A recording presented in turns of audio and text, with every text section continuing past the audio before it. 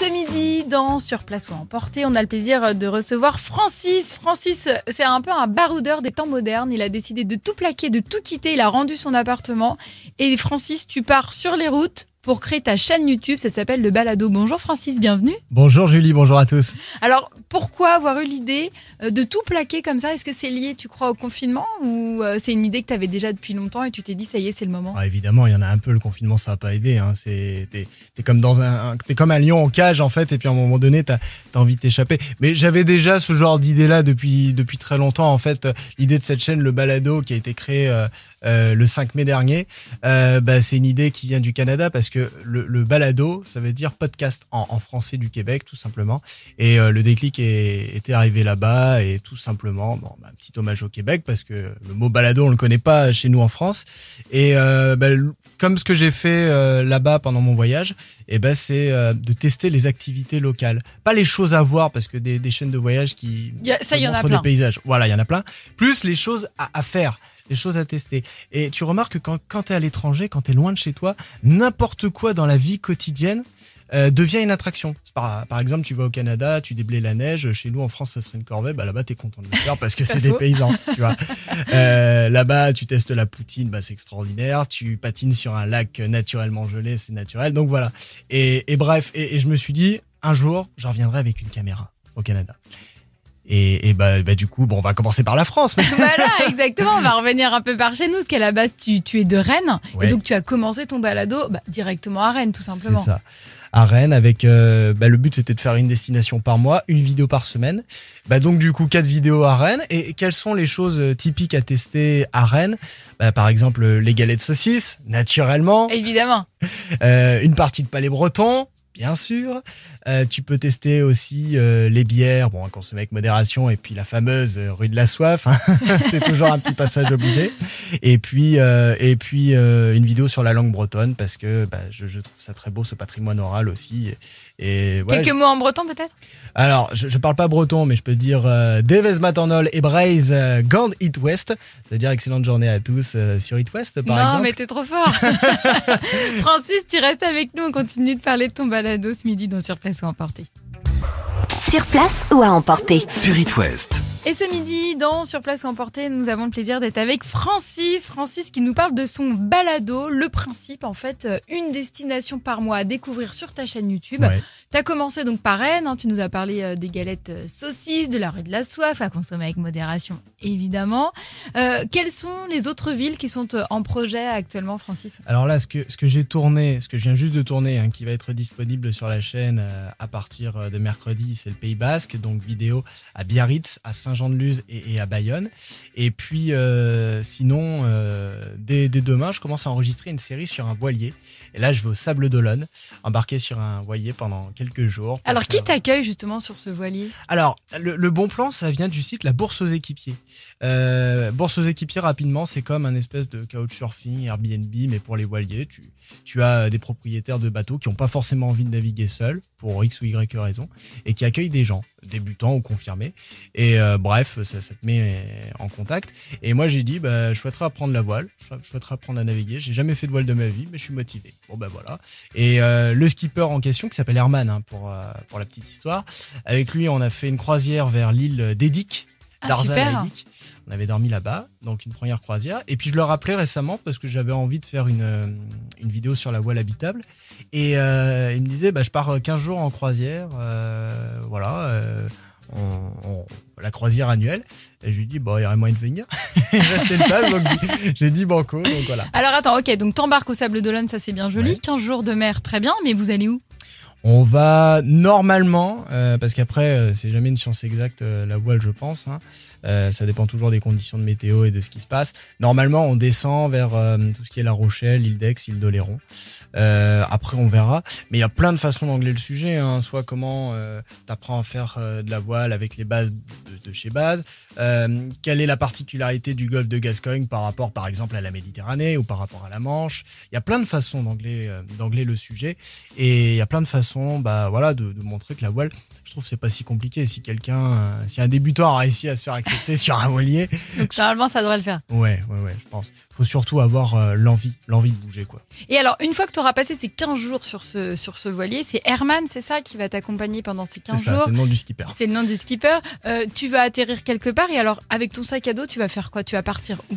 Alors, normalement, parce qu'avec un ami, on a prévu de passer quelques jours de vacances à Toulouse. Donc la pause Toulouse. alors. Ouais, je vais pause du balado. Si, je vais filmer, quoi qu'il arrive. Mais c'est parce qu'en fait, on va dire c'est une pause professionnelle aussi.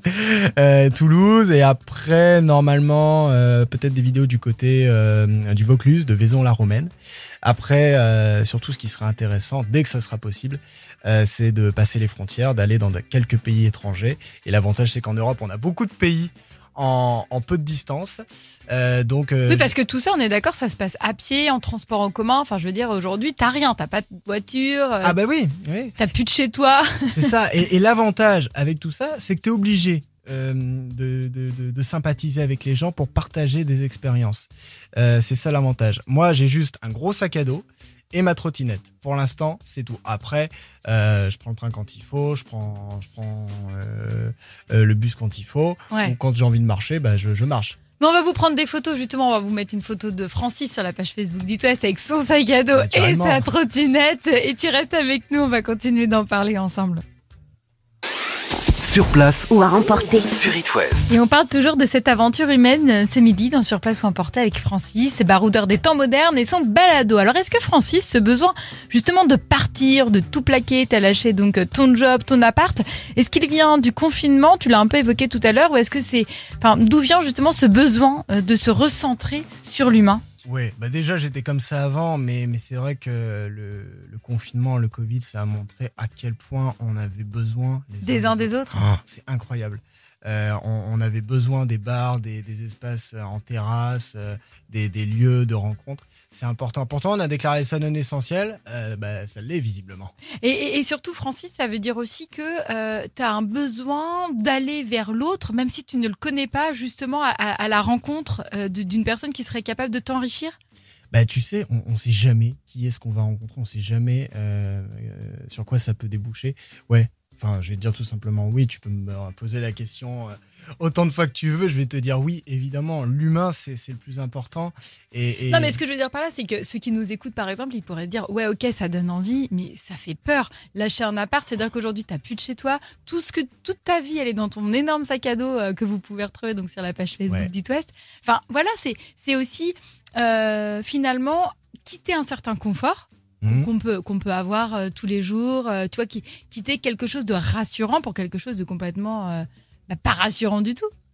Mais c'est ça qui est bien. Non, mais si tu avais une garantie de succès, si tu étais tout le temps dans ton confort, ça t'obligerait pas à partir, à bouger, tu te pépérises, entre guillemets. Je pense pas que ça se dise, mais je sais pas, j'ai ce mot-là en tête. Après, en parlant de chez moi, j'ai mes parents qui seront ravis de m'accueillir quelques fois si jamais je suis en galère. Non, mais j'ai confiance en la vie, je suis d'un optimisme immense et j'ai eu l'occasion en fait avant de lancer cette chaîne de traverser la France à vélo aussi et tous les soirs je dormais chez des gens différents grâce à un site qui s'appelle warmshower.org si vous avez envie d'essayer et je me suis aperçu les gens sont ravis de t'accueillir. Ouais. Et si on demande gentiment, puis si on est plein de bonne volonté, je pense qu'il y a toujours moyen de faire ça. Est-ce que ça te donne envie de raconter tout ça dans un livre? T'as pas envie justement de faire un livre avec toutes tes photos, toutes tes rencontres, des anecdotes? Raconte-nous une anecdote, tiens. Un jour. Une anecdote. Qu'est-ce qui t'est arrivé de plus de fou?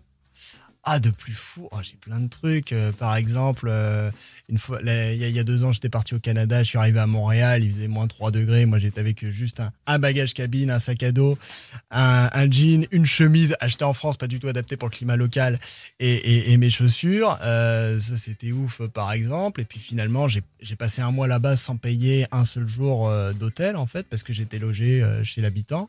parce qu'on a toujours quelqu'un qui connaît quelqu'un et qui peut te renseigner. Et puis tu dis ouais bonjour, je viens passer quelques temps chez vous, vous avez des bons plans? Bon bah voilà, puis les gens te donnent les tuyaux.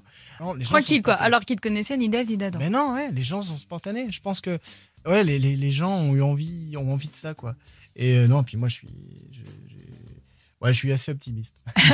Francis, t'es un amoureux de la Bretagne? Ah oui, évidemment. Ah ouais, évidemment. Donc Rennes, mais alors d'autres villes en Bretagne, parce que là t'es parti pour Alors, partir loin, j'ai l'impression. Mais est-ce que tu vas revenir faire ton balado en Bretagne? peut-être, on verra. Peut-être, je garantis rien. Mais sinon, en coup de cœur en Bretagne, Saint-Malo par exemple, parce que si vous n'êtes pas breton, si vous venez par exemple depuis Paris ou depuis d'autres régions, vous voulez aller en mer rapidement. Depuis Rennes, pour moi, Saint-Malo, c'est le plus proche, c'est le plus simple aussi. Donc déjà, simplement, Saint-Malo, les remparts, intramuros, c'est formidable. Et j'avais eu l'occasion en plus de travailler sur la route du Rhum quand elle était organisée avant. Bon, qui est organisée toujours, mais quand elle avait eu lieu en 2018, c'est ça que je voulais dire. C'est formidable, tout le monde est c'est une fête mémorable aussi. Et ouais, je voulais dire aussi, je vais te donner une phrase pour résumer un peu ma philosophie de vie, résumer comment je fonctionne. J'ai envie de dire, je ne saisis pas ma chance, je la provoque. Ah, c'est beau. Je trouve que c'est hyper important parce que quand tu provoques ta chance, il se passe toujours quelque chose. Toujours. Et Francis, si on veut te suivre, si on veut faire partie de ta communauté, si on veut voyager avec toi, si on veut voyager avec toi par procuration, on te retrouve où et comment? Alors, ma chaîne YouTube s'appelle Le Balado, Balado. Pour l'anecdote, ça veut dire podcast en français québécois. Je voulais impérativement un nom en français, ça me tenait à cœur. Et donc, Le Balado, vous retrouvez ma chaîne sur YouTube. Vous pouvez me retrouver aussi sur Instagram, Francis-LTC. Sur Facebook, Le Balado aussi. Et vous arriverez à me retrouver sur Facebook, sur Instagram.